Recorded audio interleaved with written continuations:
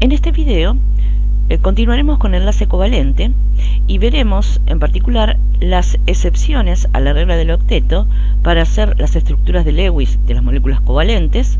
También veremos lo que son las estructuras de resonancia y cómo podemos aplicar las energías de disociación de enlace para el cálculo de las entalpías de reacción. En el video anterior les había mencionado que el enlace covalente puede ser covalente polar. ¿En qué caso el enlace covalente será polar? Cuando la diferencia de electronegatividad entre los átomos que forman el enlace, de los elementos que forman el enlace, se encuentra entre 0,5 y 1,7. Así, de este modo, podremos clasificar los enlaces como simplemente covalentes cuando la diferencia de electronegatividad entre los átomos que forman el enlace es menor que 0,5, y cuando esté en el rango de 0,5 a 1,7 diremos que el enlace es covalente polar. Algunas de las estructuras de Lewis de algunas moléculas están dibujadas en esta diapositiva.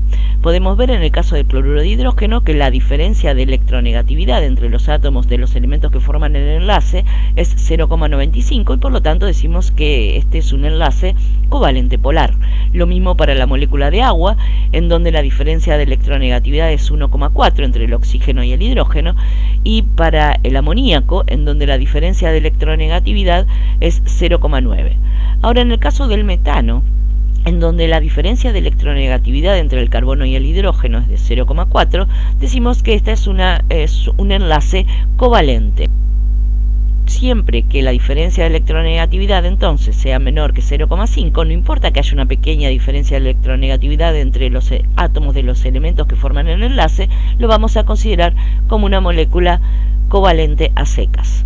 Si reemplazamos uno de estos átomos de hidrógeno por un átomo de cloro, ahora la diferencia de electronegatividad entre el cloro y el carbono es de 0,5 y decimos que entonces este enlace carbono-cloro es un enlace covalente polar. Recordemos que el hecho de que el enlace sea covalente polar quiere decir que debido a la diferencia de electronegatividad entre los átomos de los elementos que forman el enlace, se genera una densidad de carga negativa sobre el elemento más electronegativo. Esa densidad de carga negativa es la consecuencia del desplazamiento del par de electrones compartidos hacia el elemento más electronegativo. Entonces se genera una densidad de carga negativa en un extremo del enlace y una densidad de carga positiva en el otro extremo del enlace, en donde se encuentra el átomo menos electronegativo. Un concepto que resulta útil para elegir la estructura de Lewis más razonable es la carga formal. Definimos a la carga formal como la diferencia entre el número de electrones de valencia del átomo aislado y el número de electrones asignados a ese átomo en la estructura de Lewis. Ese número de electrones que tiene asignado un átomo en la estructura de Lewis es igual al número de electrones no enlazantes que tiene ese átomo más la mitad de los electrones enlazantes.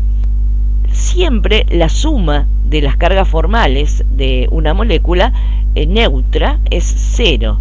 Si se trata de un anión, la suma de las cargas formales tiene que ser igual a la carga del anión, mientras que si se trata de un catión, la suma de las cargas formales será igual a la carga del catión.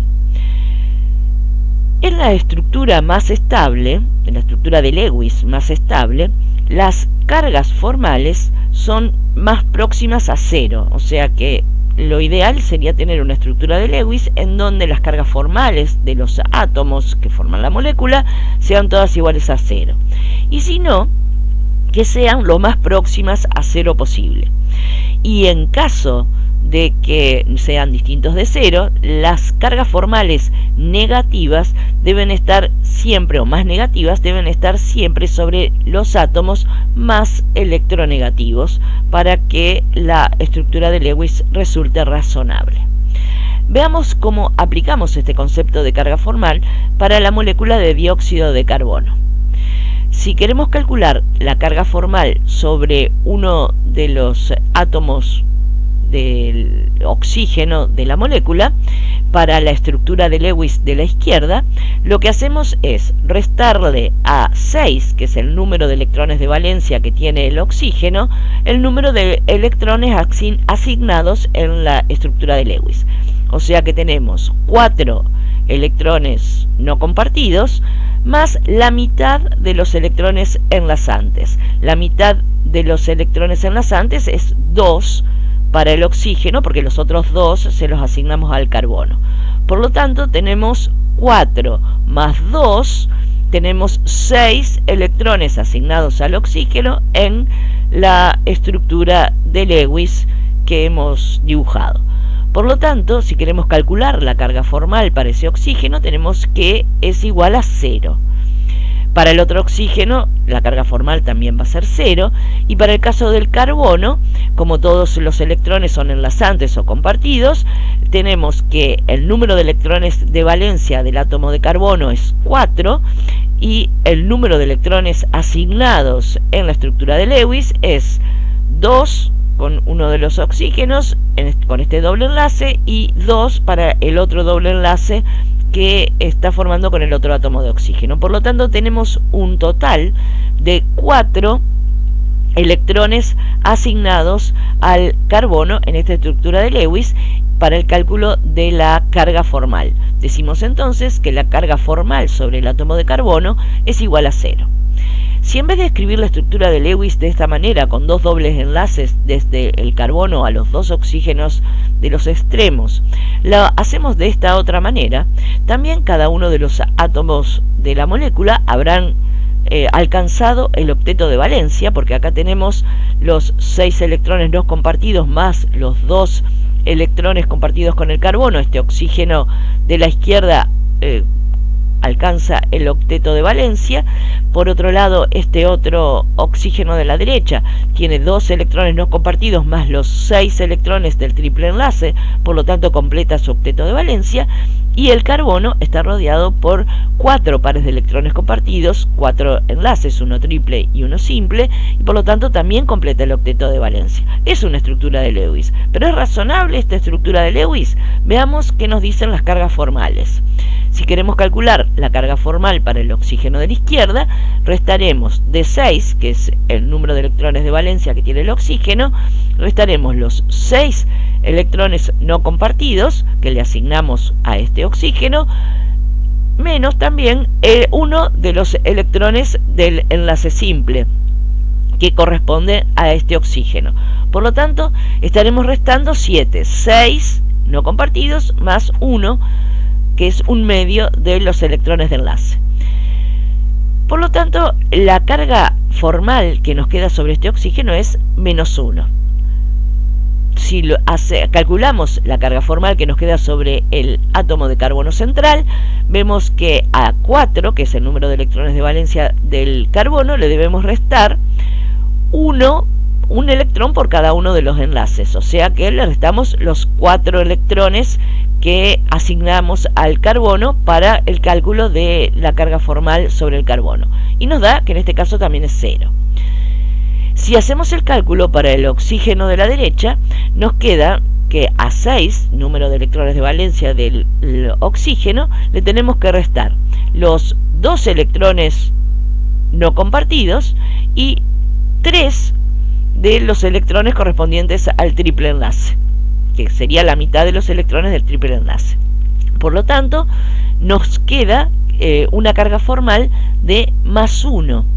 Eso no tiene lógica, porque el oxígeno es más electronegativo que el carbono y no nos puede quedar un oxígeno con una carga formal mayor a la del carbono central.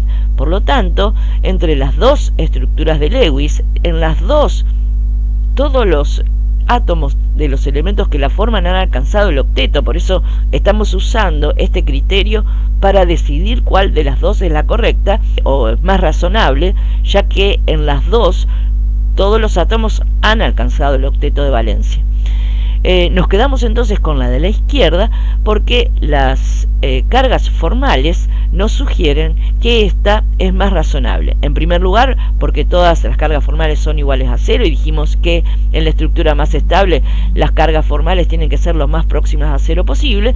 Y por otro lado, porque en la de la derecha uno de los átomos de oxígeno tiene una carga formal mayor y positiva que el átomo de carbono central, que es menos electronegativo. Para algunas estructuras de Lewis de moléculas e iones existe la posibilidad de dibujarlas de distintas maneras y todas ellas pueden ser representativas de la molécula, son estructuras de Lewis razonables. En estos casos decimos que tenemos estructuras de resonancia. Veamos cuáles serían las estructuras de resonancia para el anión carbonato. En el anión carbonato tenemos para ubicar 24 electrones. Son 4 electrones para el carbono, que tienen la capa de valencia del carbono. Después tenemos 3 oxígenos con 6 electrones cada uno, y además tenemos que sumarle los 2 electrones que corresponden a las 2 cargas negativas que tiene el carbonato. Para escribir la estructura de Lewis del carbonato, tenemos que pensar cuál es el átomo menos electronegativo que forma el anión. En este caso es el carbono, que es menos electronegativo que el oxígeno, y por lo tanto es el átomo que colocaremos en el centro. Unimos el carbono a los 3 átomos de oxígeno y lo primero que hacemos es unirlo por enlaces simples. Una vez que unimos al carbono por enlaces simples a los 3 átomos de oxígeno, completamos el octeto en los 3 átomos de oxígeno periféricos con 6 electrones cada uno. Al hacerlo, el carbono nos habrá quedado rodeado por 6 electrones, 3 pares de electrones no compartidos que corresponderían a 3 enlaces simples. Como el carbono entonces no habrá alcanzado de ese modo el octeto de valencia, empleamos un par de electrones del oxígeno para formar un doble enlace, y así el carbono puede completar el octeto con 8 electrones a su alrededor, o sea, con 4 pares de electrones enlazantes. Cada uno de los átomos de oxígeno terminales también completan su octeto con los 6 electrones no compartidos más los 2 electrones de enlace, los 2 oxígenos que están unidos por enlace simple, mientras que el oxígeno que está unido por doble enlace completa su octeto con los 4 electrones no compartidos y los 4 electrones del doble enlace. Por lo tanto, tenemos un anión donde todos los átomos han completado su octeto. Es una buena estructura de Lewis porque vemos que en las cargas formales en el carbono es 0, en el oxígeno también en el oxígeno unido por doble enlace también es 0, y en los otros 2 oxígenos es -1, lo cual es lógico porque el oxígeno es más electronegativo que el carbono, y por lo tanto que nos quede una carga formal -1 es lógico, y estos 2 oxígenos serían los responsables entonces de que tuviéramos la carga negativa -2 sobre el carbonato. Ahora bien, si en lugar de haber generado un doble enlace con el oxígeno de la derecha lo hubiéramos hecho con el oxígeno de abajo, podríamos haber escrito el anión carbonato, la estructura de Lewis del anión carbonato, de esta otra manera. Y si en lugar de haberlo hecho con alguno de estos 2 oxígenos lo hubiéramos hecho con el oxígeno de la izquierda, también podríamos haber escrito la estructura de Lewis que tenemos aquí abajo. Estas 3 estructuras de Lewis son equivalentes porque es lo mismo generar un doble enlace con cualquiera de los 3 oxígenos. Decimos entonces que estas 3 estructuras de Lewis contribuyen a la geometría o a la estructura definitiva que tiene el anión carbonato. ¿Por qué decimos que las 3 están contribuyendo? Porque cuando se determina experimentalmente la longitud del enlace carbono-oxígeno, se encuentra que los 3 enlaces carbono-oxígeno tienen la misma longitud. Por lo tanto, quiere decir que no hay uno que sea un doble enlace y los otros 2 sean un enlace simple, sino que estarán contribuyendo las 3 estructuras de Lewis en las que el doble enlace puede generarse con cualquiera de los 3 átomos de oxígeno terminales. contribuyen las tres por igual y la resultante será una estructura en la cual la longitud del enlace carbono-oxígeno será intermedia entre un enlace carbono-oxígeno simple y un doble enlace carbono-oxígeno.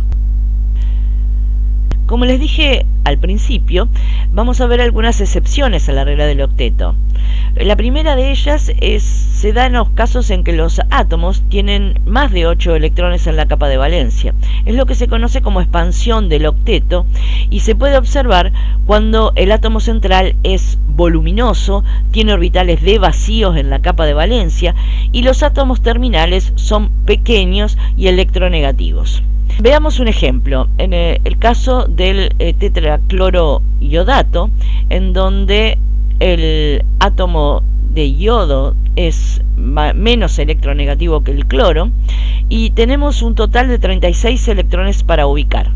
Primero entonces colocamos el yodo en el centro por ser el menos electronegativo, lo unimos a los 4 átomos de cloro a través de enlaces simples, ubicamos los 32 electrones, completando los octetos de los átomos de cloro periféricos y nos quedan 4 electrones más para colocar. Esos 4 electrones los colocamos como 2 pares no compartidos en torno al yodo y entonces el átomo de yodo central queda rodeado por 4 pares de electrones compartidos, formando los 4 enlaces a los 4 átomos de cloro, más los 2 pares de electrones no compartidos que quedan sobre el yodo. De ese modo tenemos un total de 12 electrones en torno al átomo central. Otro ejemplo es el pentacloruro de fósforo, en el que tenemos un total de 40 electrones para ubicar. El fósforo es el menos electronegativo de los dos y por lo tanto lo vamos a ubicar en el centro, unido por enlaces simples a los 5 átomos de cloro. Cuando colocamos los 40 electrones, completamos los octetos de valencia de todos los átomos de cloro periférico y el fósforo entonces nos habrá quedado rodeado por 5 pares de electrones compartidos, o sea, por 10 electrones.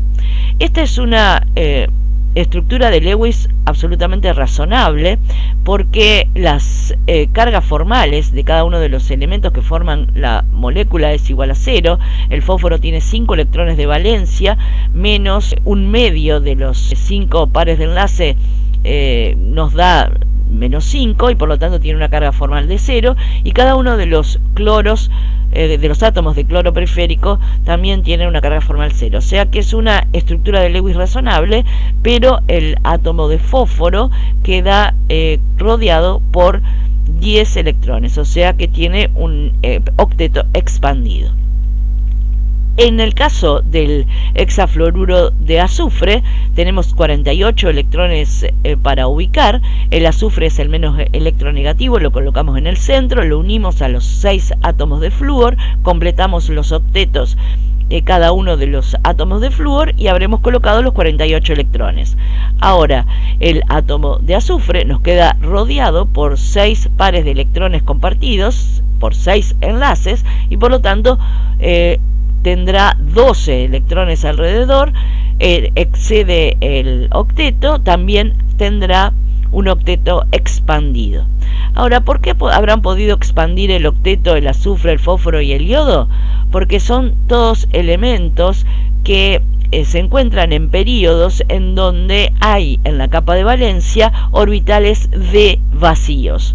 Por eso los elementos que se encuentran en el período 2 no pueden expandir el octeto, o sea, el nitrógeno, el oxígeno, el flúor, el carbono, no pueden expandir el octeto de valencia porque se encuentran en el periodo 2 y en la capa electrónica 2 no existen orbitales d. Solamente podrán expandir el octeto aquellos elementos que tengan orbitales d vacíos en la capa de valencia. Y estos elementos, el fósforo, el azufre y el yodo, los poseen y por eso pueden expandir sus octetos. La segunda excepción a la regla del octeto la constituyen aquellos átomos de los elementos que no completan el octeto de valencia, o sea que tienen menos de 8 electrones en la capa de valencia en la estructura de Lewis correspondiente. Los casos típicos son el boro, el berilio y el aluminio. Veamos el caso del trifluoruro de boro. Tenemos que ubicar en este caso 24 electrones, colocamos el boro en el centro porque es el menos electronegativo, lo unimos por enlaces simples a los 3 átomos de flúor, habremos colocado así 6 electrones, completamos los octetos de cada uno de los átomos terminales, entonces otros 6 más sería 12, 18, 24 electrones, habiendo completado los octetos de los 3 átomos de flúor terminales, y ya ubicamos todos los electrones que teníamos por ubicar. Y el boro entonces nos queda rodeado por 3 pares de electrones enlazantes, o sea por 6 electrones, menos que los 8 electrones de valencia. Si calculamos las cargas formales para cada uno de los átomos de la molécula, vemos que para el boro la carga formal es 0 y para el flúor también es 0, y por lo tanto esta es una estructura de Lewis totalmente razonable para el trifluoruro de boro. Sin embargo, resulta que experimentalmente, cuando se determina la longitud del enlace boro-flúor, se encuentra que es de 130,9 picómetros. Es un poco más corto que lo que corresponde a un enlace simple boro-flúor, que es de 137,3 picómetros. ¿Qué querrá decir esto? Que puede haber una contribución de otras estructuras de Lewis en la cual se genere un doble enlace. Veamos cómo podríamos generar ese tipo de estructuras en las cuales el boro completaría el octeto, todos los átomos de la molécula estarían completando el octeto porque el flúor seguiría con un octeto en la capa de valencia, y el boro ahora también completaría el octeto de la capa de valencia. Pero veamos qué pasa con las cargas formales. En el caso del flúor, al formar este doble enlace, nos queda para el cálculo de la carga formal los 7 electrones de la capa de valencia que tiene el átomo de flúor, menos los 4 electrones no compartidos, menos 2 electrones para el doble enlace, o sea, siempre es la mitad de los electrones de enlace, o sea, sería 2. Resulta que entonces tenemos 7 menos 6, nos da una carga formal más 1. Y para el boro tenemos 3 electrones de la capa de valencia del átomo de boro aislado, menos la mitad de los electrones de enlace, o sea que tenemos un electrón por cada enlace, 1, 2, 3, 4 electrones, y por lo tanto nos queda una carga formal de menos 1. Eso no tiene demasiada lógica porque el flúor es más electronegativo que el boro, y por lo tanto esperaríamos que la carga formal del flúor sea negativa y la del boro sea positiva.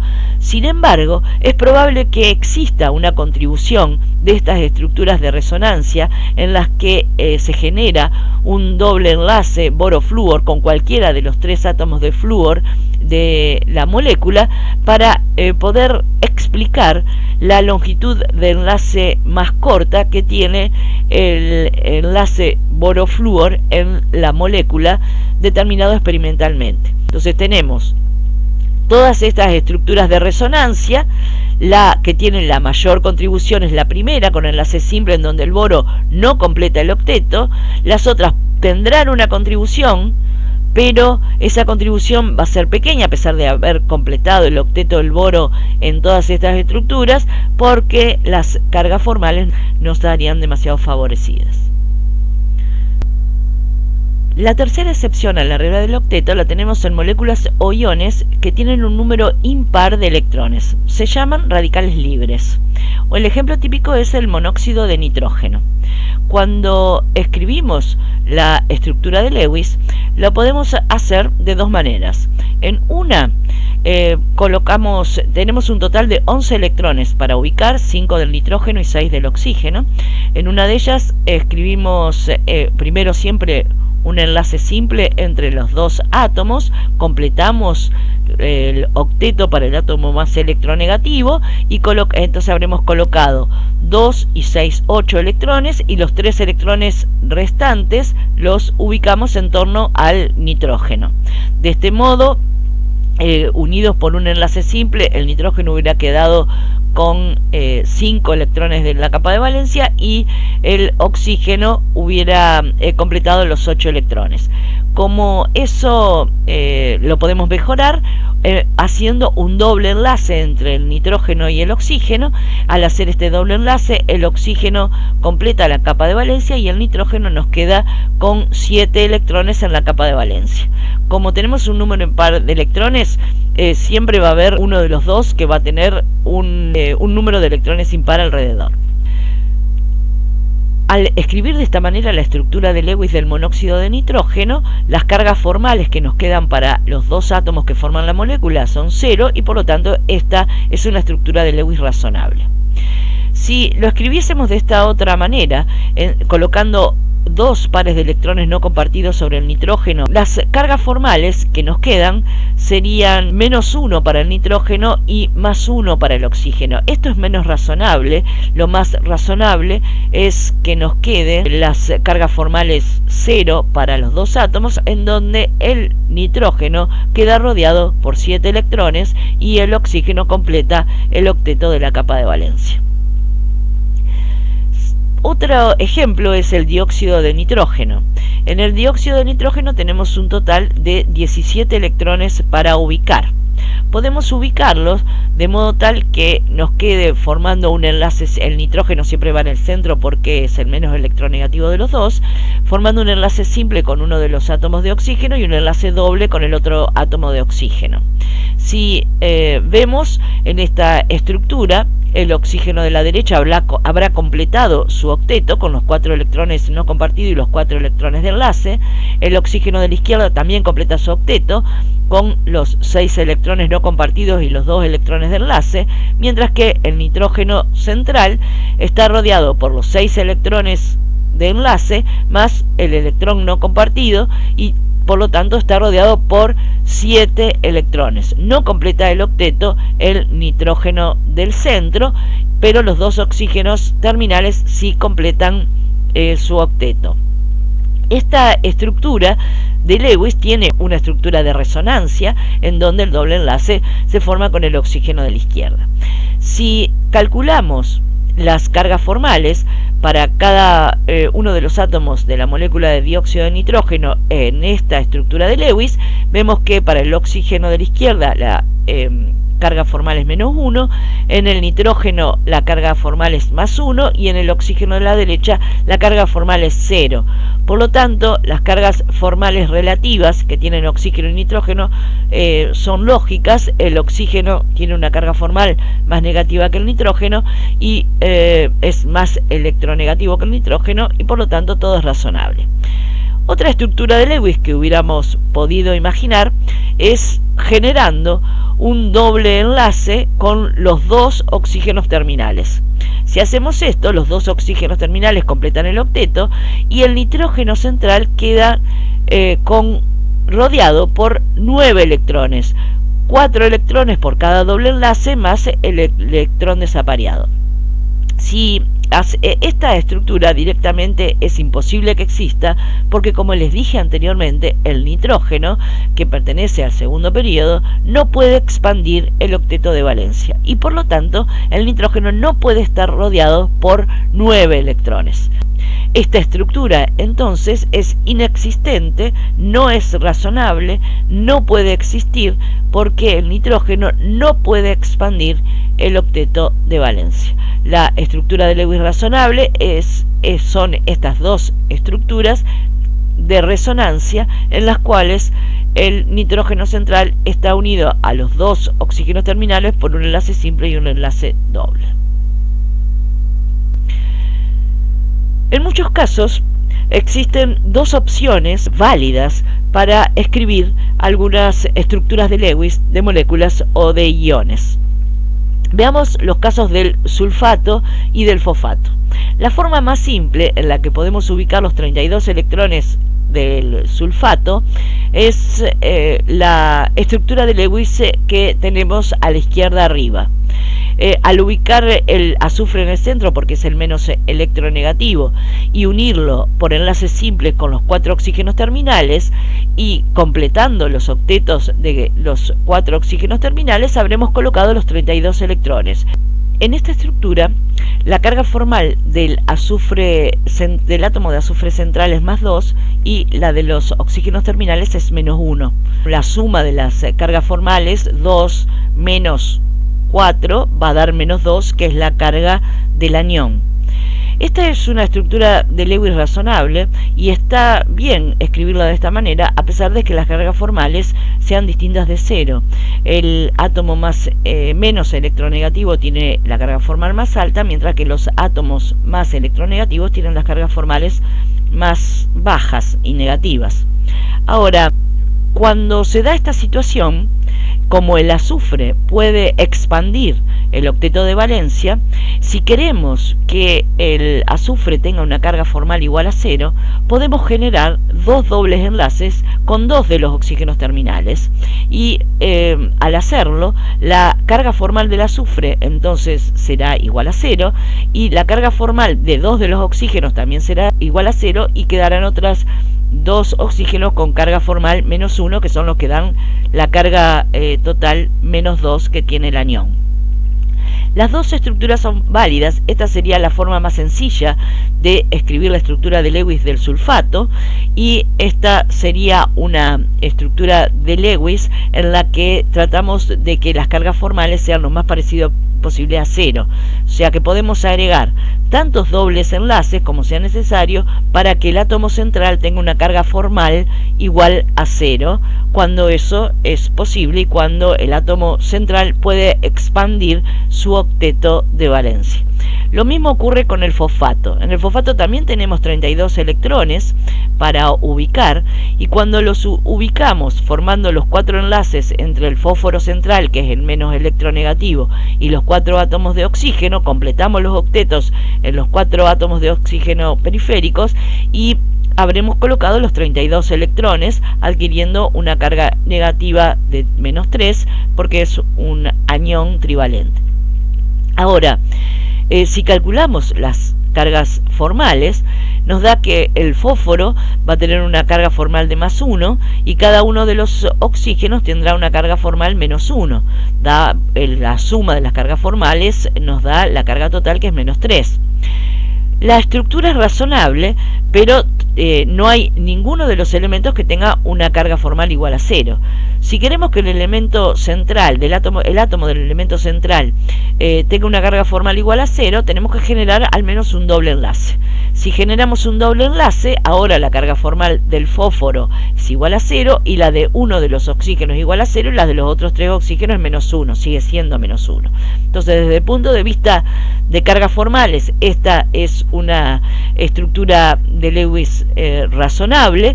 Esta otra también es una estructura de Lewis razonable. Seguramente estarán contribuyendo ambas a la estructura definitiva final del fosfato, del anión fosfato, pero lo podemos escribir de cualquiera de las dos maneras y queda a criterio de cada uno escribirlo de una u otra forma.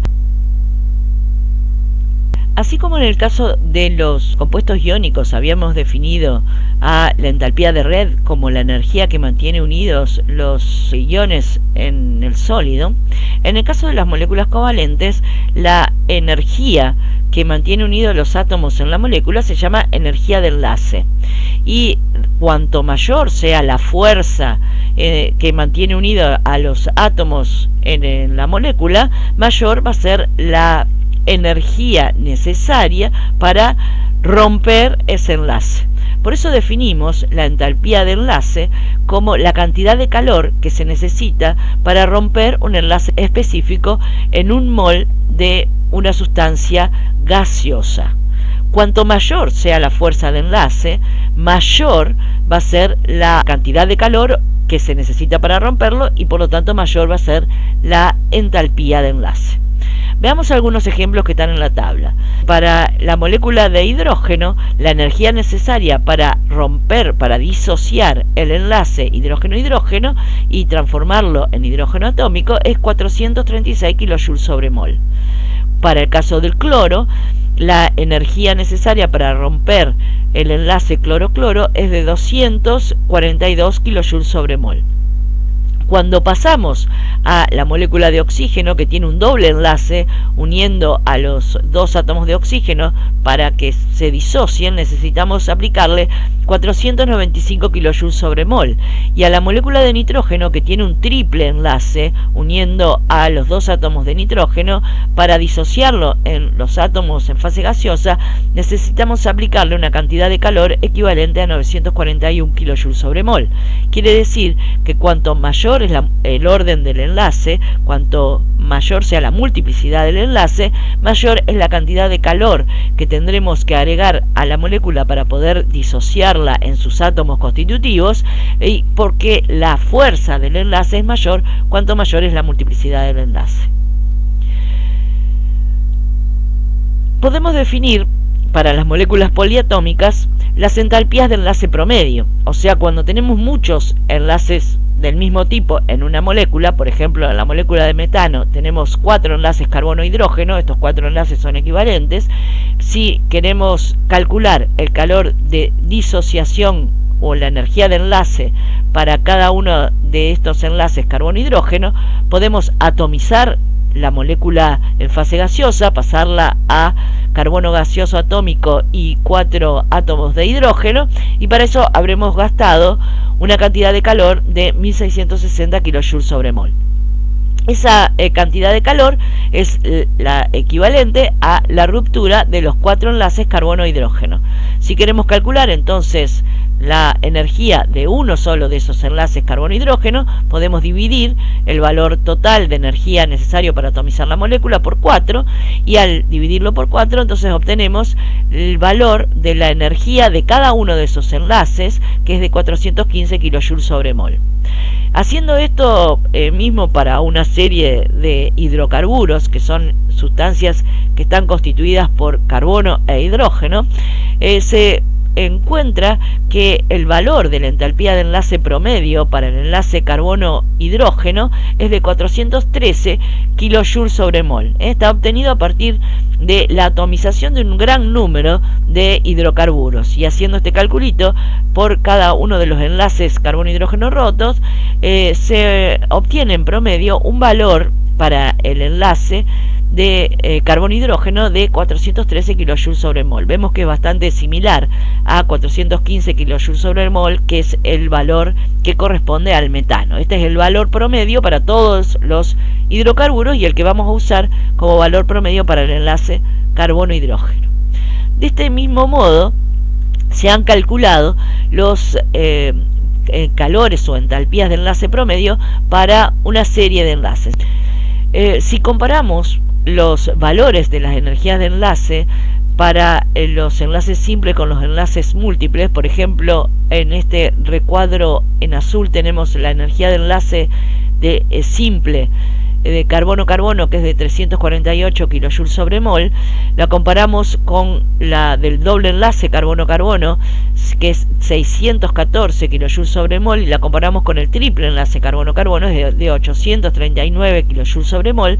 Vemos cómo va aumentando esa energía de enlace a medida que va aumentando la multiplicidad de enlace, porque los enlaces se hacen más fuertes a medida que aumenta la multiplicidad, y entonces es mayor la cantidad de calor que hay que darle para romperlo, para separar los dos átomos que forman ese enlace. Lo mismo pasa con el enlace carbono-oxígeno, que aquí vemos en verde, en el rectángulo verde, es 358 kJ sobre mol para el enlace simple. Cuando pasamos al doble, 799, cuando pasamos a triple enlace 1072 kJ sobre mol. O el enlace nitrógeno-nitrógeno en el recuadro rojo, vemos que 163 para el simple, 418 para el doble, 941 para el triple enlace en la molécula de nitrógeno. Y para el oxígeno también vemos lo mismo. Para el enlace simple 146 kJ sobre mol, para el enlace doble, como en la molécula de oxígeno, es 495 kJ sobre mol. Y esas energías de enlace las podemos utilizar para el cálculo de las entalpías de reacción, a partir de la suma de las energías de los enlaces que hemos tenido que romper, menos la suma de todas las energías de los enlaces que hemos formado. Veamos cómo aplicamos esto. Si tenemos la reacción del hidrógeno más el cloro en fase gaseosa para dar 2 moles de cloruro de hidrógeno en fase gaseosa, el calor involucrado en esta reacción va a ser el cambio de entalpía de reacción.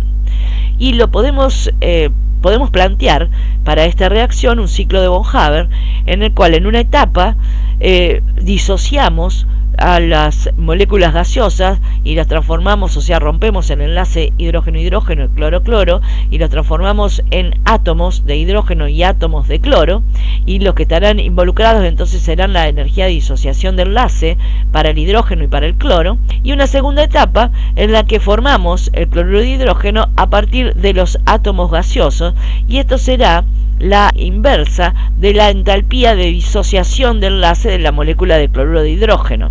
Para hacer el cálculo entonces de la entalpía de reacción, hacemos la suma de estas dos etapas.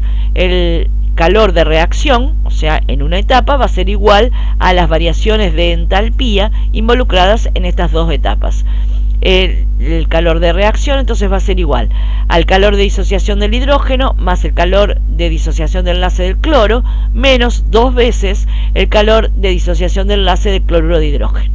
Lo que es lo mismo es la suma de los calores de disociación de los enlaces de los reactivos menos la suma de los calores de disociación de los enlaces de los productos.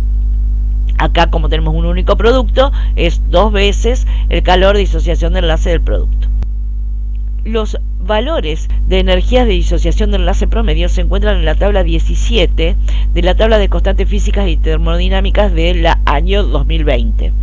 Para los que tengan la tabla de constantes físicas y termodinámicas de años anteriores, es la tabla número 18, la que tiene las energías de enlace promedio.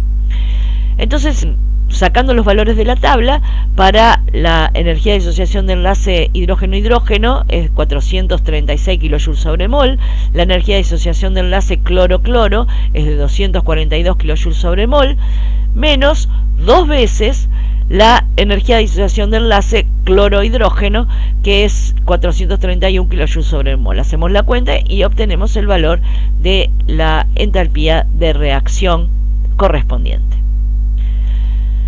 Si vemos esto en un ejemplo un poquito más complejo y partimos de hidrógeno más etileno, o sea, es una reacción que se denomina de hidrogenación en fase gaseosa para formar etano, vemos que lo que tenemos que hacer es romper el enlace hidrógeno-hidrógeno, romper 4 enlaces carbono-hidrógeno y un doble enlace carbono-carbono, y después habremos formado 6 enlaces carbono-hidrógeno y un enlace carbono-carbono. Podemos calcular el cambio de entalpía para esta reacción, que va a ser igual a la entalpía de disociación del enlace hidrógeno-hidrógeno más 4 veces la entalpía de disociación del enlace carbono-hidrógeno que sacamos de la tabla número 17, 4 veces porque tenemos 4 uniones enlaces carbono-hidrógeno, entonces multiplicamos por 4 la energía de disociación del enlace promedio carbono-hidrógeno, más la energía de disociación del enlace carbono-carbono.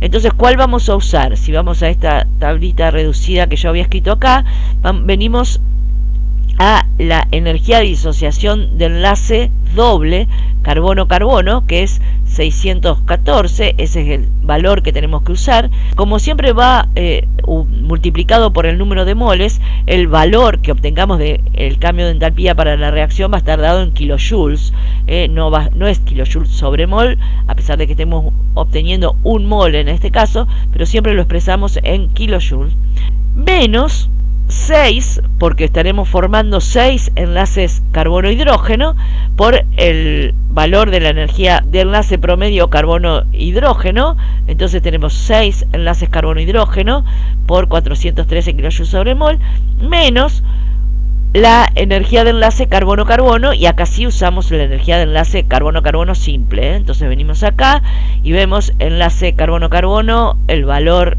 para la energía de enlace promedio para un enlace simple es 348 kJ sobre mol. Usamos ese valor, hacemos la cuenta y vemos que la entalpía de reacción es menos 124 kJ, es una reacción exotérmica. Las hidrogenaciones de alquenos son reacciones muy comunes y están favorecidas térmicamente, y entonces esta es una manera adicional a las que ya veníamos viendo, aplicando otros ciclos de von Haber, aplicando la ley de Hess a partir de los calores de formación, a partir de la combinación de entalpías de reacciones para los cuales conocíamos cuánto valían esas entalpías de reacción.